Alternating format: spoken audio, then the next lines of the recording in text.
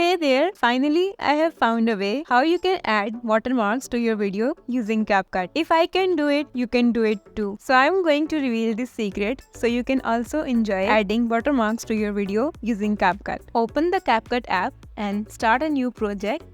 Here you see the option of stock images. There are different categories of stock images and videos like trending, green screen, background, intro, outro, and etc. We need to go to background and you can select any color here. I just choose this green one and click on add. Now here go to text and click on add text and type your watermark. I am just making an example, so I type example here and then you can style it according to your preference. Once you are done, simply export this video.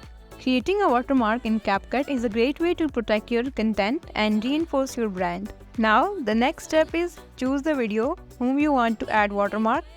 Now here you can see the option of overlay. Tap here and select the video that we just saved. Fit it in the frame and there you see the option blend. Tap here and now select the option filter. Decrease the opacity at 40. Now find cutout here. It will remove green background. So tap on chroma key, select color picker and pick the green color. Now here increase the intensity and shadow. Once you have done this, the next step is, as you know, we add overlay as a video.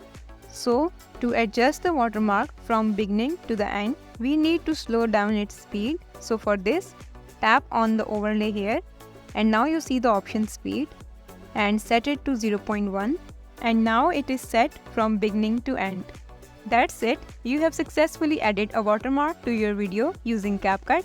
Now your content is protected and your brand is clearly represented. You can customize the watermark style and placement to suit your unique video needs. Using Capcut for watermarks is quick and easy, offering customization and professional looking results even for beginners. So this is it for today's video. I hope you like it.